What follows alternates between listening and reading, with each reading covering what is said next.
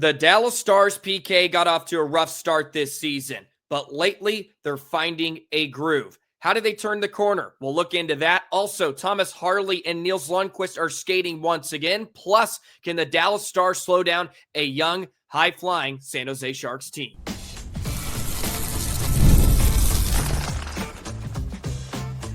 You're Locked On Stars, your daily podcast on the Dallas Stars. Part of the Locked On Podcast Network, your team every day. Howdy, Stars fans. I'm Joey Erickson, former producer of 105 Through the Fan. Please be sure to subscribe. We are free and available wherever you get your podcasts and on YouTube. And as always, thank you so much for making us a part of your day and making us your first listen. Welcome to a Friday edition of Locked On Stars, part of the Locked On Podcast Network, now the #1 sports podcast network. Today's episode is brought to you by Game Time. Download the Game Time app, create an account, use the code LOCKEDONNHL for $20 off your first purchase. The Dallas Stars penalty kill is back. At least it seems that way. How? We're going to dive into some of the numbers on today's show with help of Stars Thoughts from Robert Tiff and a wonderful article on the Stars penalty kill unit, which is starting to turn a corner. Thomas Harley and Nils Lundkvist are skating once again. We have some updates on them. That's some positive news for the first time in a while, especially on the injury front for the Stars, and we'll have a San Jose Sharks preview as well. Macklin, Celebrini, Will Smith are in town tonight. Going to be a fun one, 7 o'clock puck drop, and you can tune in on Victory Plus, of course, but can't wait to break down this Sharks team that's gone off to a pretty good start this season. But let's start with the Stars penalty kill, which has been much better over the last couple of weeks. And Robert Tiffin, you should subscribe to him on Stars Thoughts. It's a Substack where he puts out all his articles daily pretty much, and they are wonderful. And he dives into the Stars penalty kill, and I thought it was interesting since he stated at the beginning he wanted to look at other players other than Esa Lindell and how they have helped make this Stars PK very effective, but he then sort of got into everything and realized you can't not talk about Esa Lindell. He plays the most penalty kill minutes in the NHL, so it's hard to not talk about him because he is the straw that stirs the drink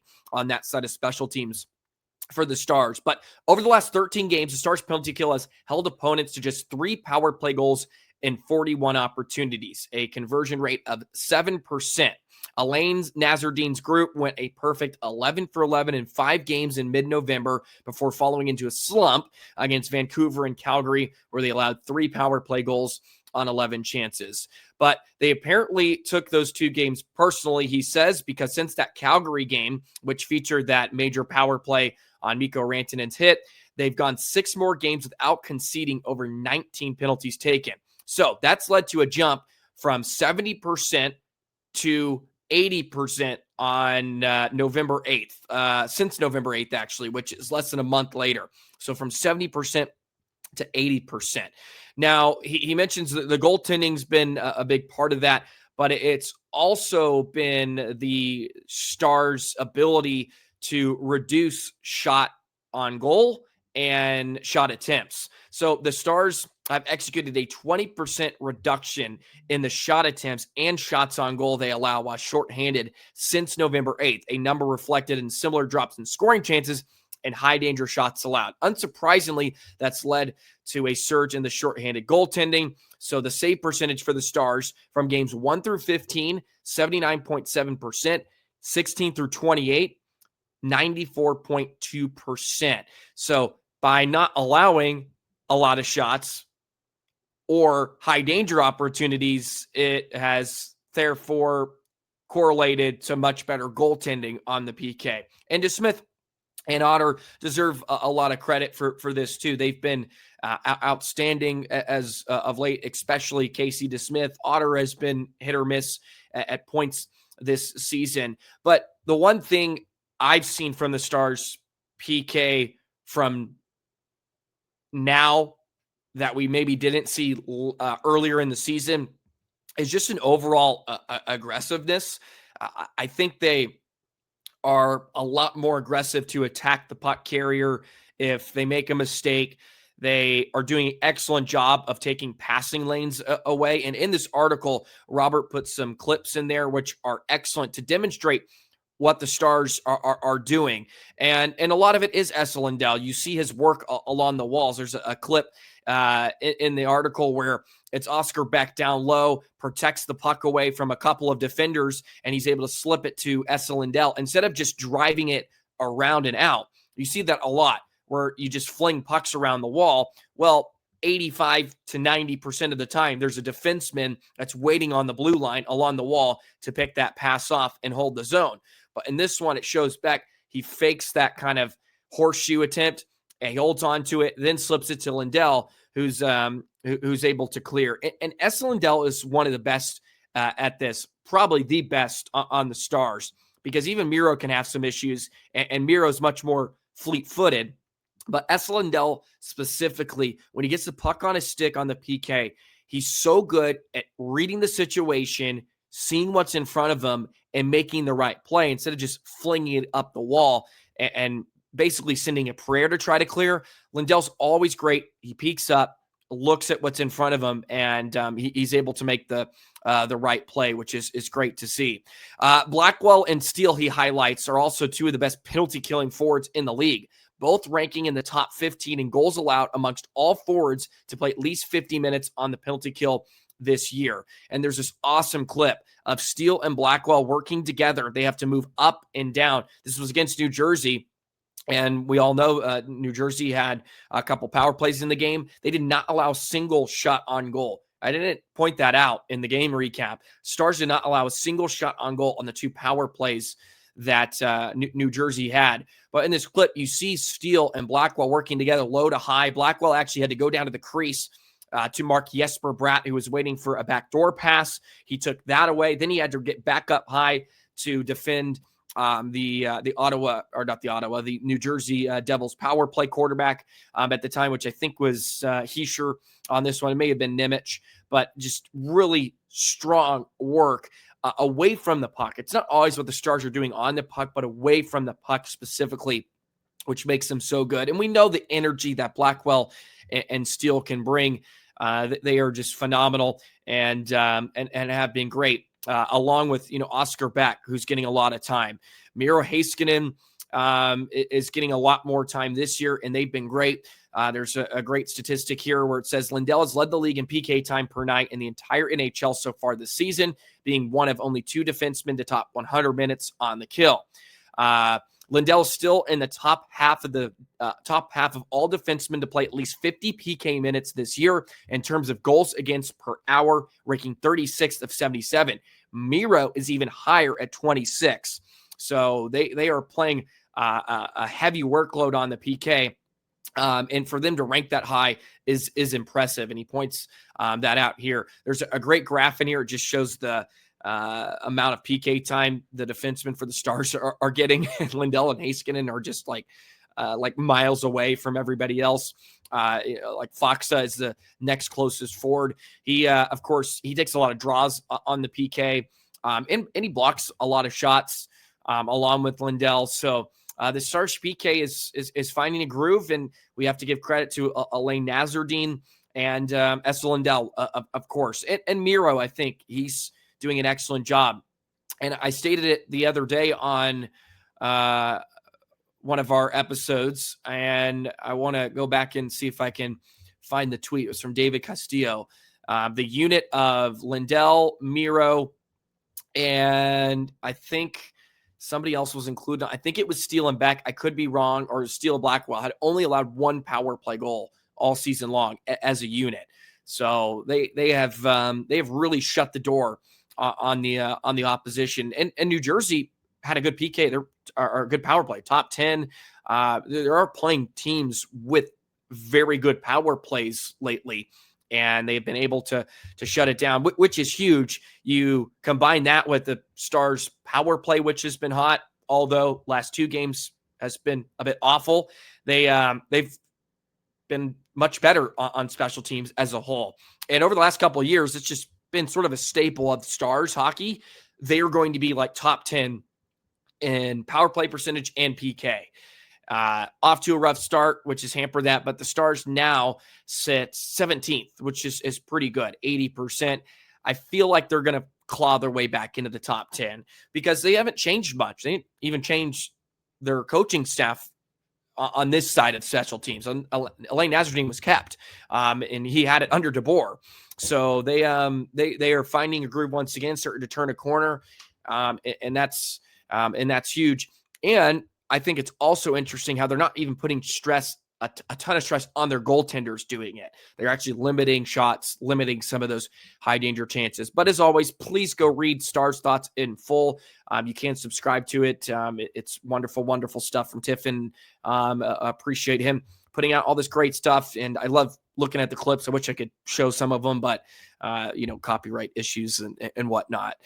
So unfortunately we can't really break it down all that much. Some positive news on the injury front for once. You don't hear that too much as a Stars fan over this last couple of months. Thomas Harley and Nils Lundkvist are skating, and Glenn Goldson mentioned they are day-to-day, and he said it in a pretty positive tone, it was reported. So we'll get into that in just a moment. Today's episode of Locked On Stars is brought to you by Game Time. The World Cup is coming back to North America for the first time since 1994. And with 48 teams for the first time ever, it's going to be massive.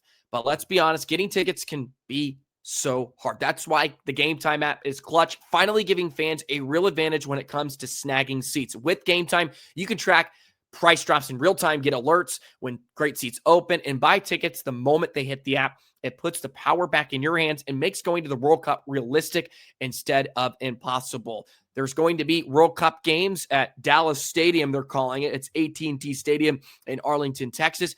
And you can get tickets. Pull up the app. The layout makes it so simple. You can scroll through the matchups, compare seat views, pick a game, tap the section, and you can have your tickets locked within minutes. No confusion, no hunting for that fine print. You can view your seat before you buy it as well, which is great. So take the guesswork out of buying World Cup tickets, and every match, concert, or event with Game Time. USA is already drawing a couple of opponents. They had Paraguay and Australia in their group. We'll find out who the next one is to round it out. So download the Game Time app, create an account, use the code LOCKEDONNHL for $20 off your first purchase. Terms apply. Again, download the app, make an account, use code LOCKEDONNHL for $20 off. Swipe, tap, ticket, go with Game Time. So some positive news coming out of morning skate today. Nils Lundkvist and Thomas Harley were on the ice, which is fantastic news. And Sam Nessler of DLLS mentioned that Glenn Goldson had a bit pep in his tone, so to speak, about them being potentially pretty close to play. So they have been designated as day-to-day. They are getting closer. It was said that Nils had some issue putting his skate on. Last they heard, Harley wasn't practicing, and I think many thought they weren't going to be very close to returning, including myself. So that is really, really great news that Harley and Lundkvist are skating once again. They could use them massively with the hits the Stars have taken, especially on the blue line with Bischel being out 6 to 8 weeks. Lyubushkin was out for a bit, so they may be getting healthier here over the next couple of weeks. There are some good signs. Duchesne still is sort of that day-to-day designation. Not a whole lot of clarity on when we could see him potentially returning. It is just a weird deal with him, and hopefully he will be back sooner rather than later. But getting a Lundkvist and Harley back would be massive. They were your top four. They were the second pairing behind Lindell and Miro to start this season. So that would be big time. And as I've stated so many times, Kyle Capobianco, Kolyachonok, Petrovic have done a great job stepping in, filling in.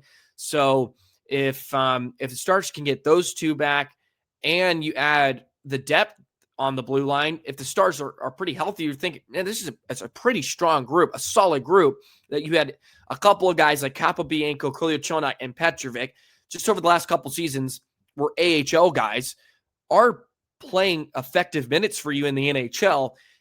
and you get guys back like Harley, Lundkvist, and you have to drop some of those guys down. That is a good thing. It's good to have some of that in your back pocket when you need to bring some guys up. But of course, if you can be at your best at full strength, the better.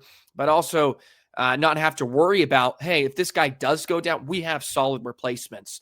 And Capobianco has, I think, been really good for Dallas. Kolyachonok at points has made some mistakes here and there, but overall, I think has done a good job having to play in a bit of an elevated role. And can't say enough about what the Stars blue line has been this season. I feel like coming into the year, there wasn't as many questions about the Stars blue line. I feel like as in years past, it was always, when can you get a top 4 guy? When can they go out and trade for somebody? But I felt like it was pretty stable coming into the year for what the Stars had. A Bichsel and a Petrovic. Okay, that's a decent third pair. There's still some questions about Lundkvist, but he made big improvements last year. We saw it off the hop. He had a good start. Then he got injured again. Hopefully that's not a trend. They need to keep him healthy. He needs to stay healthy and play because he has been good. Harley hasn't looked great this season, and maybe some of that was the injury, especially going into that injury. He just did not look very good. Didn't look like himself. 10 points in 18 games is not bad, but you could just see it in his play. It wasn't quite what we have been accustomed to seeing.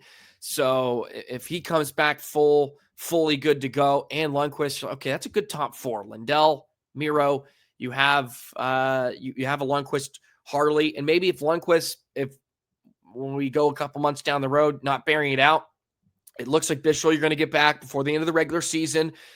Well, Bischel's been playing top 4 minutes and has looked excellent for Dallas. And he led the Stars in hits.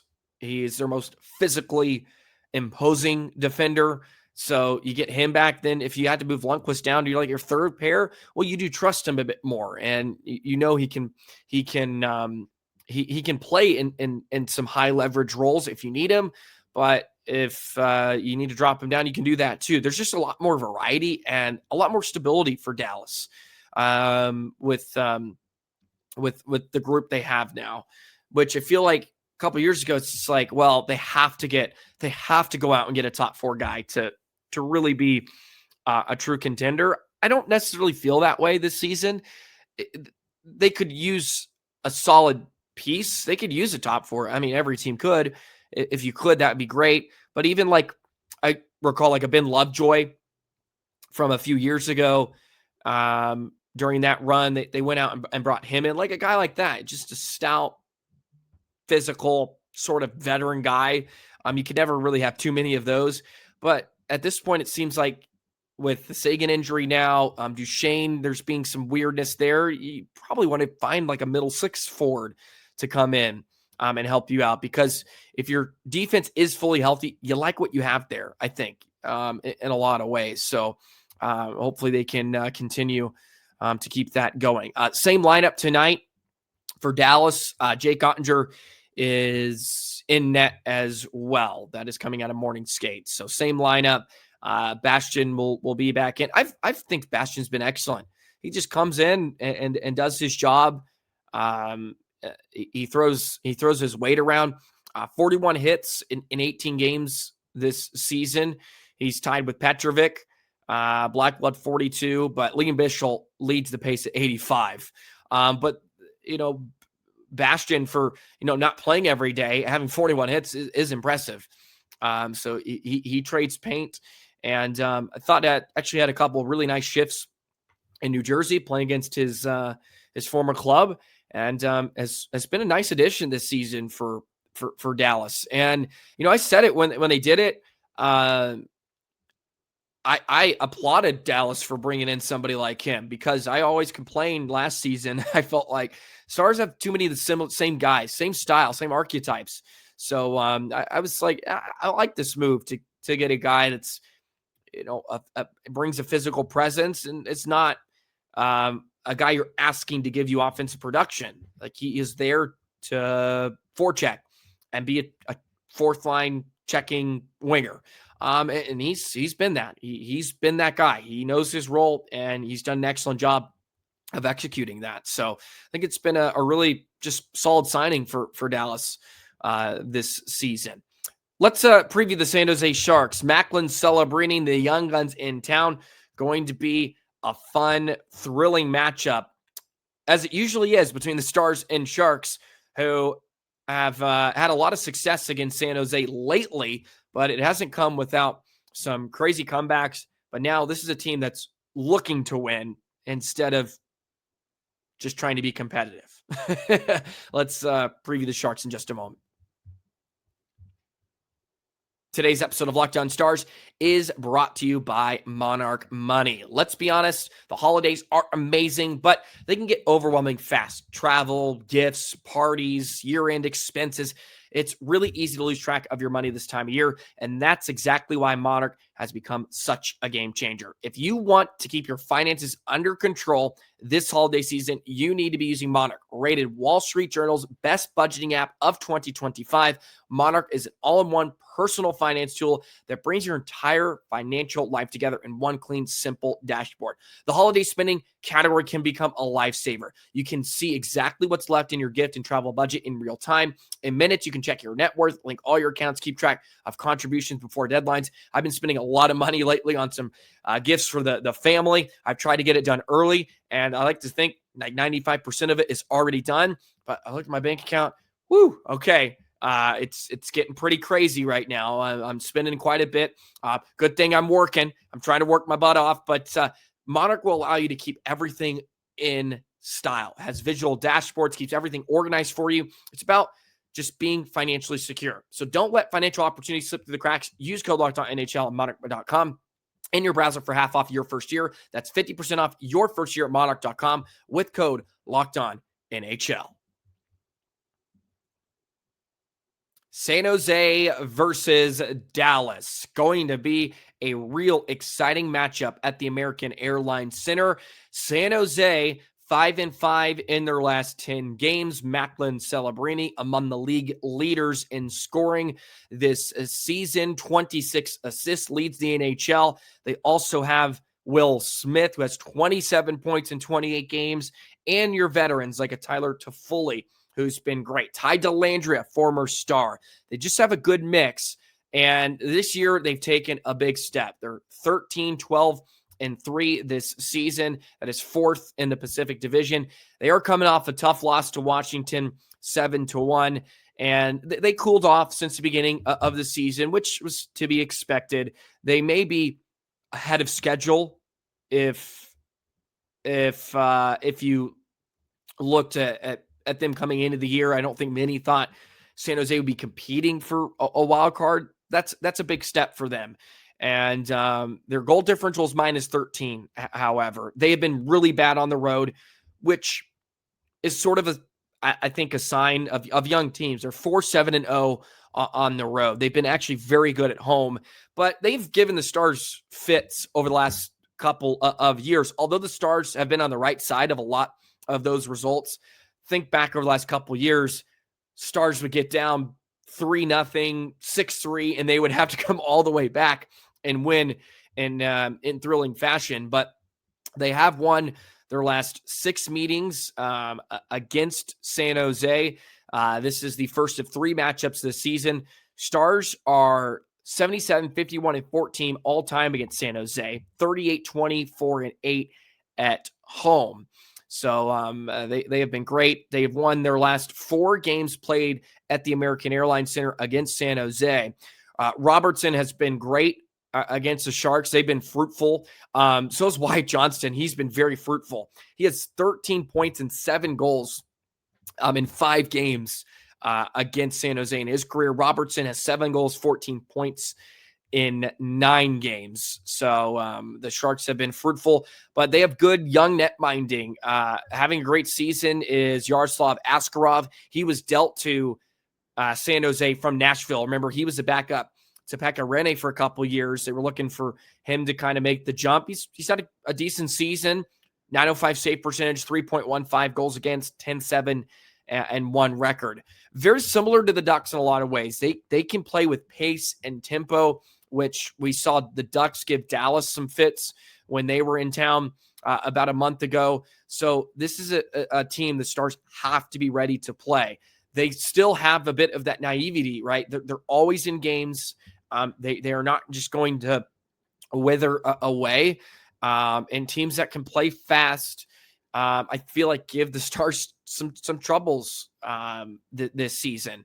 Although they've been good at sort of limiting teams that play with some of the speed, limiting some of their chances and whatnot. The Sharks' power play and penalty kill about middle of the pack in both power play and PK. 2.86 goals per game. That's 24th. 3.32 goals against. That's bottom third of the league in both of those categories. So the Sharks are a gettable team, but they could also beat you in a hurry with just pure skill. Celebrini and Smith are fun to watch. They're going to be a lot of fun to watch. If you don't have tickets, get your tickets now and go to the game tonight. I'm sure it's going to be sold out on a Friday, but they are an absolute treat. John Klingberg is back too. He's with San Jose. In case you forgot about that, he signed a 1-year deal. So that's a fun little storyline there as well. Alex Nedeljkovic is their backup in San Jose. Stars trying to make it 2 in a row. They're back home for a couple of games. This is I think it's gonna be a fun one. Looking forward to this one. I picked the Stars to lose the last 2 games, and they put a beat down on New Jersey in a lot of ways. I like the Stars in this one. Feel like you have to. I'm at home. Although coming off road trips can be weird, but I feel good vibes around the Stars right now. And this is a game they won't drop. Just feel that way. I'll go 4-3. It's going to be a close one. 4-3, bit of excitement. Stars get it done. We'll go, why not? Justin Ritskovian gets the game-winning goal for Dallas. A little depth piece. Gets one in and gets the GWG. That'll be my prediction. 4-3 Stars tonight. That is going to do it for today's episode of Locked On Stars. As always, thank you so much for love and support on each and every episode. A great week once again. We'll catch you on a Monday. Have some games this weekend here in Odessa. Should be able to get an episode out for you Monday at normal time after the Stars versus Penguins over the weekend. So a lot of good things coming your way. I'm on the road for about 10 days, so a lot of hotel rooms, weird backgrounds. You're just going to have to accept it. But thank you as always. Like, comment, hit the subscribe button. Let's get to 5,000 subscribers. That's what I want the present to be from all of you here Locked On Stars. That's my present. Would be an awesome Christmas gift when we get to 5,000. Enjoy the game tonight. Have a great weekend, and we'll catch you on the next episode. So long, Stars fans.